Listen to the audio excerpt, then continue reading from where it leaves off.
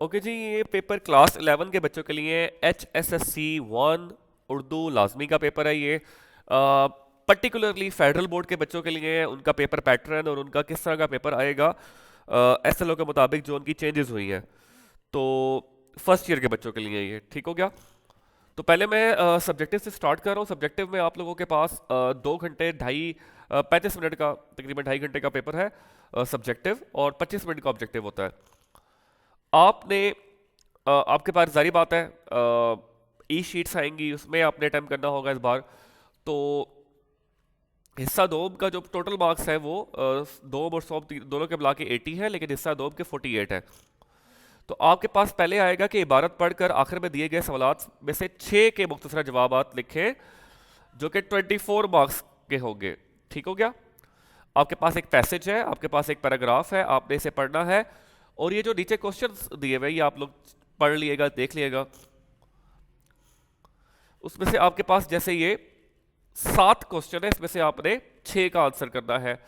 ठीक हो गया। 4 मार्क्स का ईच क्वेश्चन है और इसका आंसर ऊपर मौजूद होगा, आपने जस्ट पढ़कर उसको अपनी वर्डिंग में लिखना है। इसके बाद आपके पास जो सेकंड पार्ट होगा उसमें हिस्सा नज़म है। मदरजा झैल नज़मिया अशार को पढ़कर आखिर में दिए गए सवालात में से 3 के जवाबात लिखे। तो ये आपके पास नज़म के अशार है। इनमें से आपके पास 4 में से आपने 3 को आंसर करना है। 4 मार्क्स सही है, 12 नंबर ये हो गए। 24 ऊपर से आ गए, 12 इधर से आ गए। ठीक हो गया, 36 हो गए। उसके बाद हिस्सा नज़म गज़ल दिए गए गज़ल के अशार को पढ़कर जेल में से दिए गए सवालात में से किसी एक का जवाब लिखें। ठीक है, ये आपके पास गज़ल के अशार है, 2 सवाल है, उनमें से एक का आंसर करना है। 4 नंबर का ये 40 मार्क्स यहाँ पर हो गए आपके। ठीक हो गया। उसके बाद हिस्सा है कवायद।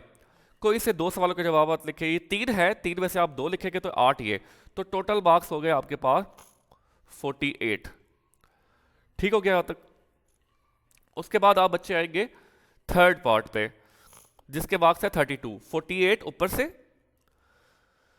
और 32 यहां से, तो टोटल मार्क्स हो जाएंगे 80। अब पैराग्राफ देखें आप, ये पैराग्राफ है की तशरीह करनी है आपने। पैराग्राफ है, पैराग्राफ में से आपने पढ़कर इस पैराग्राफ की तशरीह करनी है, 6 नंबर की है। उसके बाद दर्ज झैल नज़मिया जुज़ की तशरीह करें। अब ये नज़्म के अशार है, इनकी आपने तशरीह करनी है, 7 नंबर की है। उसके बाद सवाल नंबर 5, दर्ज झैल गज़लिया अशार में से 2 की तशरीह करें। ये 9 नंबर का है। ठीक हो गया। तो ये आपने 2 की तशरीह करनी है यहाँ पे, या पढ़ लें जो इंपॉर्टेंट है। उसके बाद आपने 5 नंबर का दोस्त के नाम खत लिखकर इससे इसके वालिद की वफात पर ताज़ियत करें। ये 5 नंबर का है। और सवाल नंबर 7, जिसका काम उसी को साझे के उन्वान पर कहानी लिखे। ये भी 5 नंबर का है। तो इस तरह आपका ये 80 मार्क्स का 32 इधर का हो गया थर्ड पोर्शन का, और सेकंड का 48, तो 80 मार्क्स का आपके पास सब्जेक्टिव बन जाएगा। ऑब्जेक्टिव उसी तरह आपके पास आएगा 20 मार्क्स का, जैसे ये है 25 मिनट के लिए।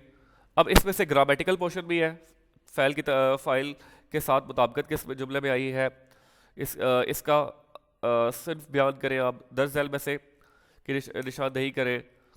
4th 5th 6th गज़ल का पहला शेर जो हम काफिया हो कहलाते हैं। फिर इसका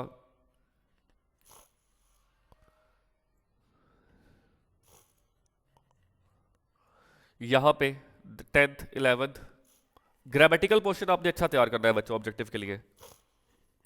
कोई की ले लें जिसमें ऑब्जेक्टिव पोर्शन के ग्रामर पोर्शन हो ज़्यादा, वो आप प्रैक्टिस करें।